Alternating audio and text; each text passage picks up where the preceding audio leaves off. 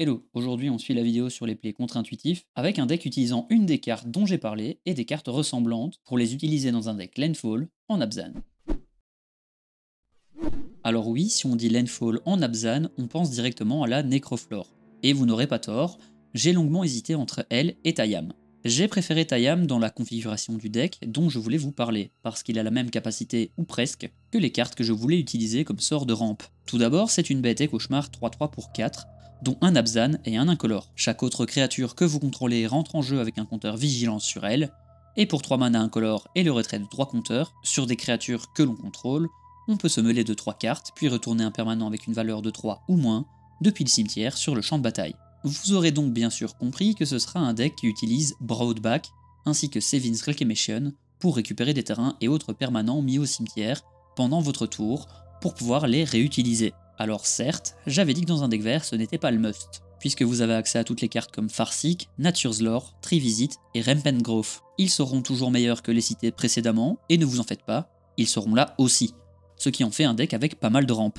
Et puisqu'on veut majoritairement jouer des terrains dont on parlera juste après, on va faire fonctionner le ramp sur la synergie avec les terrains. On va donc parler de Azusa, Dryad of the Elysian Grove, Exploration, Oracle de Muldaya et de Wayward Swordtooth, pour ceux qui nous permettent de jouer plus de terrains par tour. Ils seront intéressants puisque dans un deck Landfall, on aura forcément plus de terrains à jouer. Mais dans ce deck, vous jouerez aussi Lotus Cobra, Nissa Resurgent Animist et Tireless Provisioner. Ceux-ci nous feront gagner plus de mana à chaque fois qu'un terrain rentre en jeu. Le Cobra sera instantané, Nissa aussi, mais elle fera mieux que ce dernier, en vous permettant de révéler la carte du dessus de votre bibliothèque, jusqu'à ce que vous révéliez un elfe ou un élémentaire. De cette manière, vous le mettrez dans votre main, et puisqu'on en a à parler d'elfes et d'élémentaires, l'Oracle de Muldaya et Tireless Provisioner pourront être récupérés de cette manière. Pour le reste, on en reparlera en temps voulu. Revenons sur le Provisionneur qui vous donnera des tokens trésors pour le ramp, mais pourra aussi vous donner des food si jamais vous aviez besoin de points de vie. Puisque vous voudrez pouvoir les récupérer dans votre cimetière, ce deck aura pas mal de terrain qui permet de se sacrifier pour réaliser un effet, et puisqu'on parle d'un deck Landfall, et donc d'un deck terrain, on va continuer en parlant d'eux, chose que je ne fais que rarement. Vous vous souvenez certainement que Broadback et consorts sont des cartes qui profitent très bien des fetchlands. Donc ce deck se munira d'un maximum de ceux-ci. Ici, excite ma vidéo concernant la mana base tricolore, vous jouerez tous les fetch. Même s'ils ne vous donnent qu'une couleur parmi les vôtres, pour atteindre 11 fetch, et ce, très facilement. On rappelle que dans un deck tricolore, vous pourrez utiliser 9 des 10 meilleurs. Et si vous le désirez, vous pourrez en remplacer quelques-uns pour que la mana base soit moins chère. D'ailleurs, dans la decklist que j'ai mis en description, c'est ce que j'ai fait. J'ai remplacé les deux plus chers, pour y mettre les deux que tout le monde possède, Evolving Wilds et Terramorphic Expense. Aux 9 énoncés ici, on rajoutera Fabled Passage et Prismatic Vista. Et oui, je vous l'avais dit, je ne le joue que dans des decks terrains. Mais ce n'est pas tout pour les terrains qui se sacrifient, on va parler des Horizon Lands. Ce que je fais rarement puisque ce n'est pas les terrains que j'utilise le plus. Mais j'en avais brièvement parlé lors de ma vidéo sur les mana bases bicolores pour être des bons terrains qui arrivent dégagés, vous donnant une couleur au choix parmi deux disponibles, moyennant la dépense d'un mana et l'engagement du terrain, donc un coût total de 2 mana pour une carte, ce qui n'est pas un mauvais ratio, surtout quand on pense à un terrain. Quand il ne se sacrifie pas, vos terrains pourraient être défaussés et donc tout de même arriver au cimetière. Ce sera le cas des terrains de Kamigawa Neon Dynasty qui pourront être utilisés pour leur capacité de channel. Alors certes, Broadback ne pourra pas les ramener, ceux-ci n'ayant pas été joués au préalable, mais ils pourront tout de même être récupérés via des cartes comme Remulip Excavator, Crucible of World et Cosmic Rebirth. On pensera donc à eux lorsqu'on parlera de sorts de récursion. Pour terminer, vous pourrez penser à des cartes comme Lotus Field et Lotus Veil, qui vous forceront à sacrifier 2 terrains en arrivant en jeu, mais ils vous donneront 3 mana à chaque activation. Bien sûr, Lotus Veil peut être dangereux puisqu'il ne dispose pas de protection, à l'inverse de Lotus Field. Et qu'un terrain qui fait autant de mana, ça attire les removals, et je parle en connaissance de cause. Mais de nouveau, les cartes de récursion vous permettront de récupérer les terrains sacrifiés. De cette manière, ils seront du ramp, et dans le pire des cas, vous pourrez récupérer votre Lotus Veil dans le cimetière, si un adversaire venait à le détruire. Attention néanmoins à jouer ces cartes correctement. Car oui, vous pourrez ramener Lotus Field ou Veil depuis le cimetière grâce à Broadback s'ils étaient détruits, mais s'ils n'arrivent pas en même temps que d'autres terrains, ils vous détruiront de nouveau votre mana base, ce qui devient vite dangereux. Dans ce genre de deck, il sera fort probable que vos moyens de piocher fassent rentrer en compte des cartes comme Thalia et Gitrog, mais aussi Gitrog, et bien sûr Braid. Les deux premières vous permettront de piocher pour chacun des terrains que vous sacrifierez, ce qui est bien évidemment très fort avec une mana base pleine de fetch, et autres terrains sacrifiables.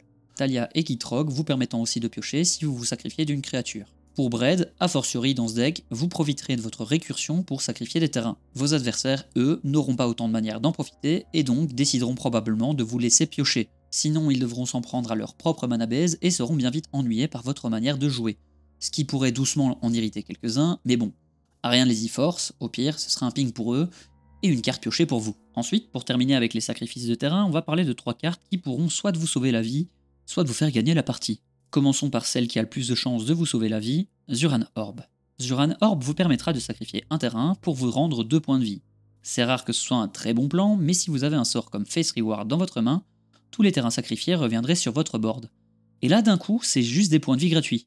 En continuant avec ce genre de sort d'exécution, mais en visant la win plutôt que la survie, parlons de Scapeshift, qui vous permettra simplement de récupérer tous vos terrains dans votre deck et de les mettre sur le champ de bataille. Alors certes, vos fetch lands ne pourraient plus rien fetcher, mais seront toujours utiles grâce à Urborg ou Yavimaya.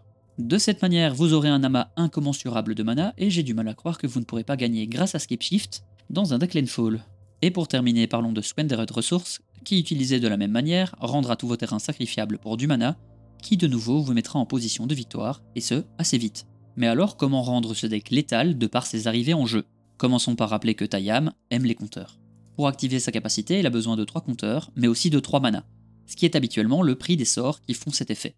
Donc on est pas mal, surtout si on considère que c'est un effet réutilisable. Donc vous voudrez un moyen de créer des compteurs, sinon vous ne pourrez pas les retirer. Ça tombe bien puisqu'on est en Abzan et que c'est une combinaison de couleurs connue pour sa capacité à créer des compteurs. Dans les récemment sortis, on pensera bien sûr à Bristly Bill et à ses amis Sidecat Cub et Cliff Elemental, sans oublier les plus anciennes avec Undergrowth Champion. Ils auront un effet de landfall bien similaire, permettant pour chaque terrain arrivant en jeu de mettre un marqueur +1/+1 sur une créature. Bristly Bill et Sidecat Cub ne seront pas restrictifs et mettront des marqueurs où vous le désirerez. Mais Undergrowth Champion et Glyph Elemental, eux, ne les mettront que sur eux-mêmes, permettant de booster la créature enchantée par la grâce pour le Glyph Elemental, et permettant de se protéger des dégâts pour le champion. Ces deux derniers sont des élémentaires, ce qui est assez important pour Nissa. Pour ce qui en est de Bill et du chat, ils auront des effets supplémentaires. Vous pourrez doubler tous les compteurs sur toutes vos créatures moyennant 5 mana pour Bristly Bill, et pour le petit chat, si c'est le deuxième terrain entrant en jeu, vous pourrez doubler les compteurs sur la créature ciblée, à la place de simplement mettre un compteur. J'en parlais au début de la vidéo, mais bien sûr, dans un deck terrain en Abzan, on pensera à la Necroflore, qui vous permettra de mettre des tokens plantes sur le terrain, et plus tard, lorsque vous aurez les mêmes conditions que pour un Field of the Dead, vous pourrez à la place mettre des zombies. Le tout en donnant Dredge à vos terrains dans le cimetière, vous permettant de nouveau un peu de récursion. Mais aussi de pouvoir rejouer des effets comme ceux des Channel Lands, si jamais vous en aviez besoin en catastrophe. C'est un deck vert, j'y ai bien évidemment mis Crimson Zenith. Donc, vous vous en doutez, j'y ai aussi mis Dryad Arbor. Et ça tombe bien, il y a une synergie permettant de mettre pas mal de copies de cette dernière sur le board grâce à Springer Dantuko, qui fera des copies de la créature enchantée à chaque landfall. Dans ce cas, la créature enchantée ce sera Dryad Arbor, qui est un terrain, et donc ça réactivera le landfall, etc. etc. Dans le pire des cas, si vous ne savez pas payer, ce seront des tokens insectes à chaque landfall, ce qui sera utile pour des cartes comme Felidar Retreat ou Catar's Crusade, qui seront aussi présentes dans le deck. Dans les cartes qui mettent en relation landfall et token, et qui donc fonctionnent très bien avec les deux précédentes, on pensera bien évidemment à Emeria Angel pour mettre des oiseaux, et Avenger of Zendikar, qui je le rappelle est un élémentaire, pour mettre des plantes et de nouveau des compteurs, sans oublier Skewed Swarm, qui mettra des insectes ou des copies de lui-même. Pas besoin de vous expliquer que dans ce genre de deck où vous pourrez vous sacrifier de l'intégralité de votre terrain pour quelques points de vie ou pour plus de mana, pour pouvoir les récupérer juste après, ils seront très impactants, et clairement capables de vous faire une armée, et ce même en un tour. Pour ce qui en est des cartes qui peuvent raser une table en un tour, on pensera à Retreat to Agra et à Obnixilis. Retreat to Agra pourra faire perdre un point de vie à chacun de vos adversaires, pendant que vous en récupérez un à chaque arrivée en jeu d'un terrain. Obnixilis, lui, pingera un adversaire pour 3 points de vie, ce qui est un énorme ping, tout en se mettant 3 compteurs sur le front, ce qui sera intéressant pour réactiver Tayam et pouvoir recommencer, ou pour le diriger vers la défense de votre prochain adversaire. Pour terminer cette deck tech, on va bien sûr parler de cette récursion tant annoncée. On a déjà parlé de Broadback, qui ramènera 2 cartes mises au cimetière ce tour-ci, mais parlons de Seven's Reclamation, qui pourra être lancé depuis le cimetière grâce au flashback, mais vous aurez aussi Season of the Burrow ou Cosmic Rebirth. Toutes ces cartes n'auront que faire que la carte soit retrouvée au cimetière ce tour-ci, mais elles vous forceront à ce qu'elles aient une valeur de mana de 3 ou moins. Plus de 60% de nos créatures ont une valeur de mana moindre que 3, et si on prend en compte les permanents, 65% du deck, en comptant bien sûr les terrains, sont capables d'être visés par cette capacité. Elles seront donc utiles, et ce même pour des cartes qui pourraient être retirées par vos adversaires, Notons que Season of the Burrow nous laissera 2 patounes de choix supplémentaires qui pourront vous être utiles pour exiler des jetons et piocher, ou même créer des tokens pour synergiser avec Cathars Crusade ou Felidar Retreat. Dans les effets qui permettront de faire un gros retour en jeu, on a déjà parlé de Face Reward, mais on jouera aussi Cosmic Intervention qui pourra coûter moins cher grâce à son coup de Foretail, Second Sunrise, auquel il faudra faire attention puisqu'il pourra ramener les cartes de vos adversaires, et pour terminer, Eri Ultimatum, qui ramènera tous les permanents avec des noms différents depuis votre cimetière sur le champ de bataille. L'ultimatum ayant comme principal problème d'être cher en mana et aussi en mana coloré.